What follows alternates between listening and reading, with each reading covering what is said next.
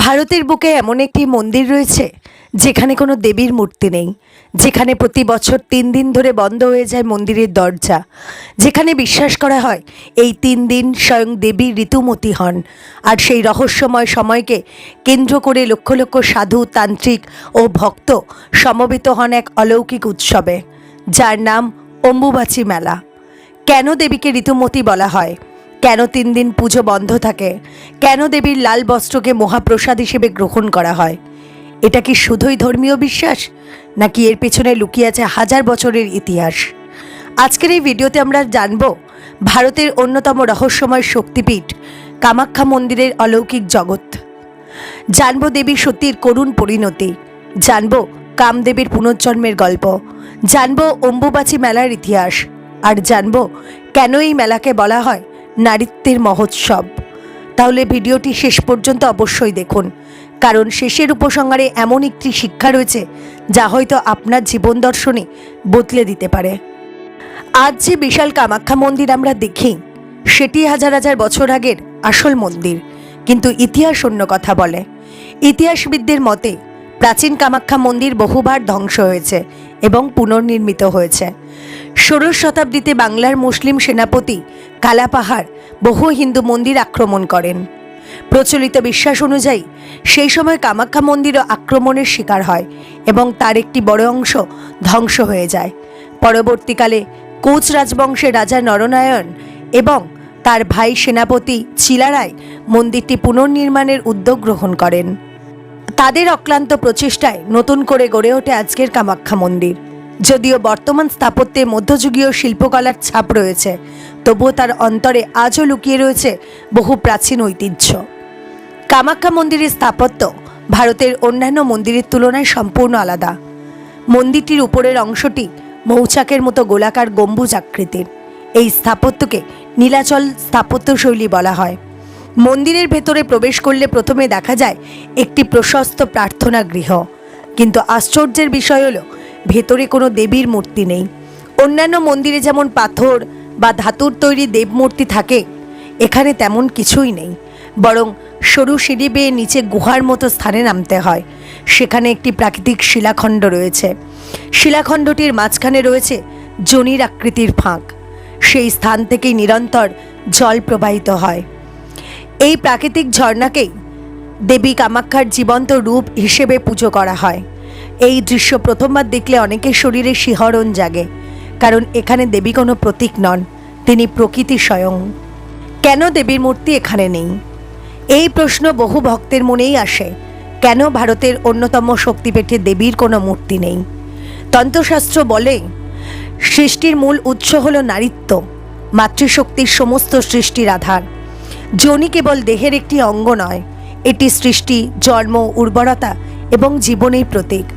দেবী কামাখ্যার যোনিরূপ পূজার মাধ্যমে প্রকৃতপক্ষে নারীর সৃষ্টি শক্তিকেই সম্মান জানানো হয়। হাজার হাজার বছর আগে যখন পৃথিবীর অধিকাংশ সভ্যতায় নারীদের গুরুত্ব কমে যাচ্ছিল, তখন ভারতীয় তান্ত্রিক দর্শন নারীর সৃষ্টি শক্তিকে দেবীর আসনে প্রতিষ্ঠিত করেছিল। এই ভাবনায় কামাখ্যার মূল দর্শন। কামাখ্যা মন্দিরের নাম উচ্চারণ করলেই আরেকটি বিষয় সামনে আসে, সেটি হলো তন্ত্র সাধনা। ভারতের বহু তান্ত্রিকের কাছে কামাখ্যা হলো সর্বশ্রেষ্ঠ সাধন ক্ষেত্র। বিশ্বাস করা হয় এই স্থানে সাধনা করলে দেবীর বিশেষ কৃপা লাভ করা যায়। কিন্তু দুঃখের বিষয়, বর্তমানে অনেকেই তন্ত্রকে ভুলভাবে ব্যাখ্যা করেন। অনেকে মনে করেন তন্ত্র মানে কালো জাদু। আসলে তন্ত্রের প্রকৃত অর্থ সম্পূর্ণ আলাদা। তন্ত্র শব্দের অর্থ হলো যে জ্ঞান মানুষকে মুক্তির পথে নিয়ে যায়। তন্ত্র সাধনার মূল উদ্দেশ্য হলো নিজের মনের ভয়, লোভ, ক্রোধ এবং আসক্তিকে জয় করা। সত্যিকারের তন্ত্র মানুষকে শক্তিশালী, সহানুভূতিশীল এবং আত্মজ্ঞানী করে তোলে। কামাখ্যা মন্দিরকে কেন্দ্র করে 10 মহাবিদ্যার পূজাও বিশেষভাবে প্রচলিত। এই 10 মহাবিদ্যা হলেন কালী, তারা, ষোড়শী, ভুবনেশ্বরী, ভৈরবী, ছিন্নমস্তা, ধূমাবতী, বগলামুখী, মাতঙ্গী এবং কমলা। বিশ্বাস করা হয় এই 10 রূপই আদ্যাশক্তির 10টি ভিন্ন প্রকাশ। নীলাচল পাহাড়ে এই 10 মহাবিদ্যার বিভিন্ন মন্দির আজও বিদ্যমান।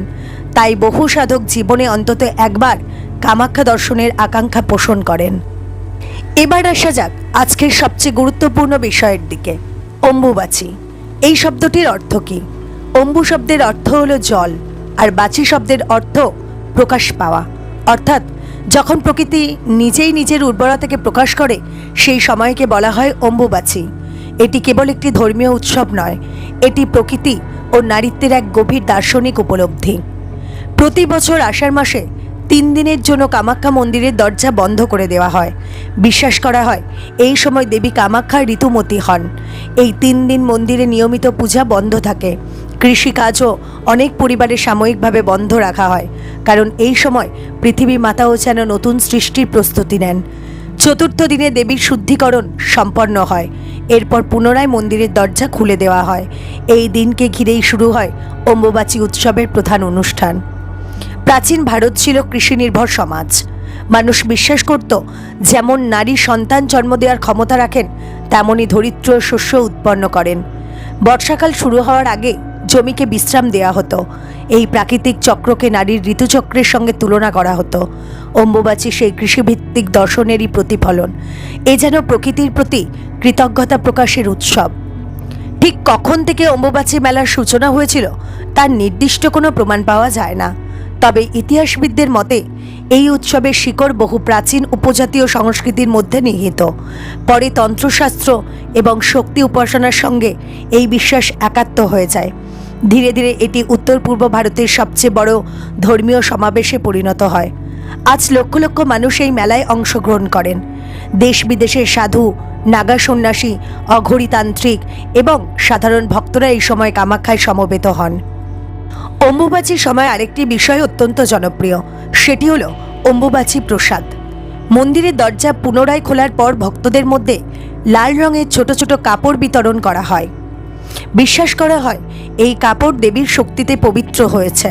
অনেকেই এটি ঘরে সংরক্ষণ করেন, কেউ ব্যবসা স্থলে রাখেন, কেউ আবার ব্যক্তিগত সুরক্ষার প্রতীক হিসেবে সঙ্গে রাখেন।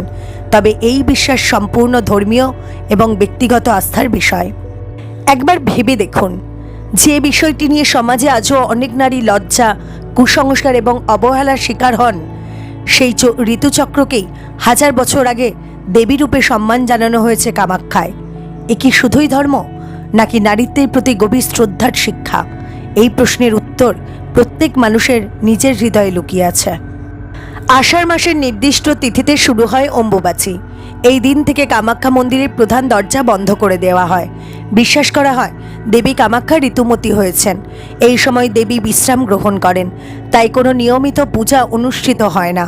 মন্দিরের গর্ভগৃহে প্রবেশ নিষিদ্ধ হয়ে যায়। এই দৃশ্য সাধারণ দর্শনার্থীদের কাছে অত্যন্ত বিস্ময়কর, কারণ বছরের অন্য সময় যেখানে হাজার হাজার মানুষ পূজা করতে আসেন, সেখানে এই 3 দিন নীরব হয়ে যায় সমগ্র মন্দির চত্বর। দেবীর এই বিশ্রামের সময়কে অত্যন্ত পবিত্র বলে মনে করা হয়। অনেক ভক্ত এই 3 দিন উপবাস পালন করেন, অনেকে জপ ধ্যানে সময় কাটান, আবার বহু সাধক কঠোর তন্ত্র সাধনায় লিপ্ত হন। নীলাচল পাহাড়ের বিভিন্ন কোণে তখন জ্বলতে থাকে ধুনির আগুন, শোনা যায় মন্ত্রোচ্চারণ, দেখা যায় ভস্মমাখা সাধুদের গভীর ধ্যান। এই সময় পুরো পাহাড় যেন অন্য এক জগতে রূপান্তরিত হয়। অম্বুবাচীর সময় নীলাচল পাহাড়ে মানুষের ঢল নামে। ভারতের বিভিন্ন প্রান্ত থেকে মানুষ আসেন আসাম, পশ্চিমবঙ্গ, বিহার, ওড়িশা, উত্তরপ্রদেশ, মহারাষ্ট্র, গুজরাট থেকে। এমনকি নেপাল, বাংলাদেশ এবং বিশ্বের অন্যান্য দেশ থেকেও বহু মানুষ এই উৎসবে অংশ নিতে আসেন। কেউ আসেন বিশ্বাস নিয়ে, কেউ গবেষণার উদ্দেশ্যে, কেউ কৌতূহল বশত, আবার কেউ খুঁজতে আসেন আত্মিক শান্তি। ভাষা আলাদা, সংস্কৃতি আলাদা, পোশাক আলাদা, কিন্তু সবাইকে একত্রিত করে একটাই শক্তি, মা কামাখ্যার প্রতি গভীর ভক্তি। অম্বুবাচী মেলার অন্যতম আকর্ষণ অঘোরী সাধুরা। তাদের দিকে অনেকেই ভয় পেয়ে যান।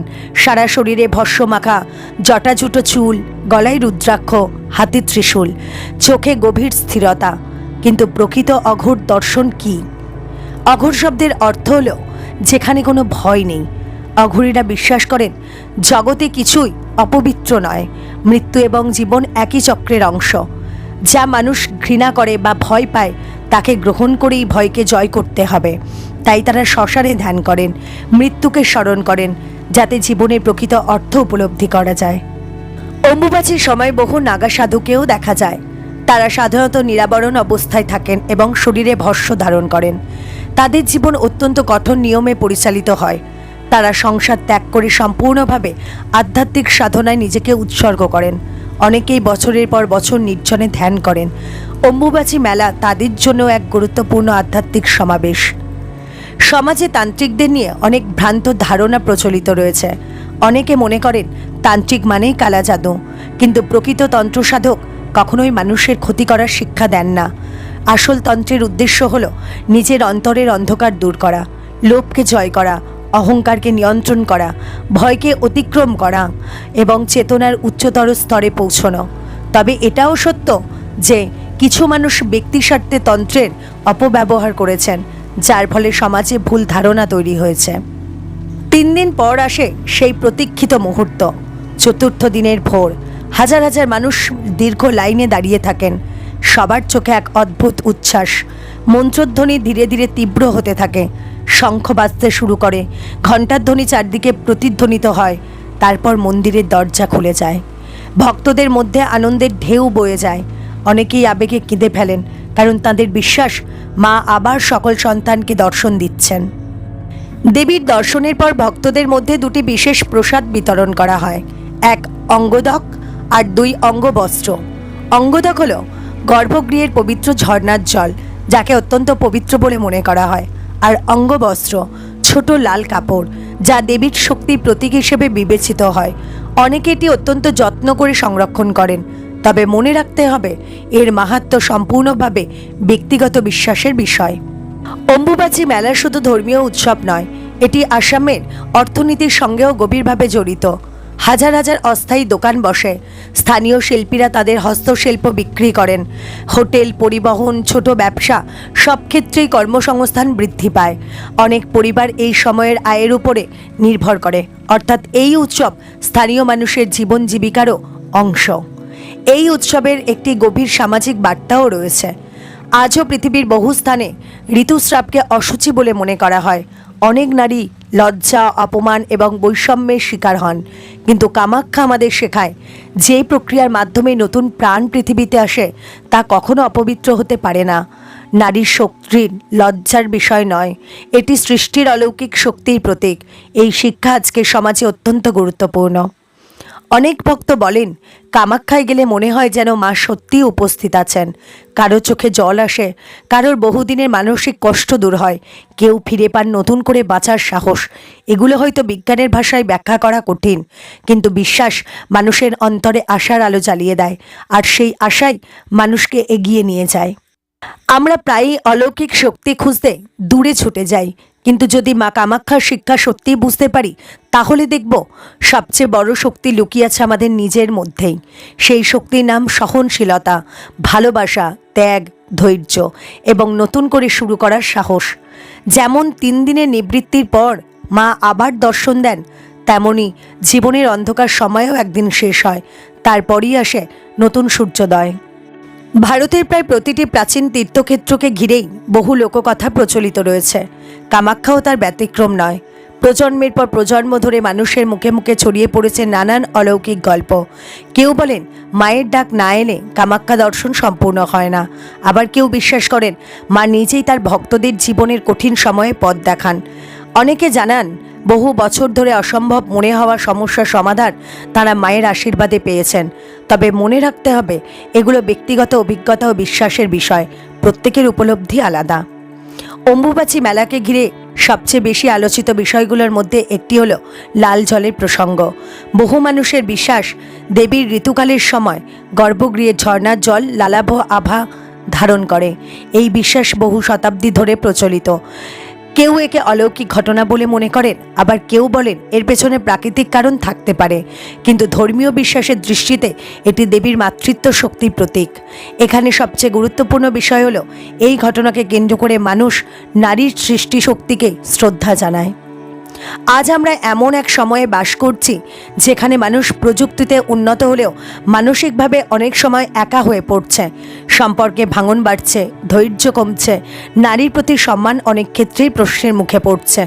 এই সময় কামাখ্যা আমাদের কয়েকটি মূল্যবান শিক্ষা দেয়। নারী মানেই শক্তি। নারী কোনো দুর্বলতার প্রতীক নন, তিনি জন্মদাত্রী, তিনি সৃষ্টির আধার। তাকে সম্মান করা মানেই মানবতাকে সম্মান করা।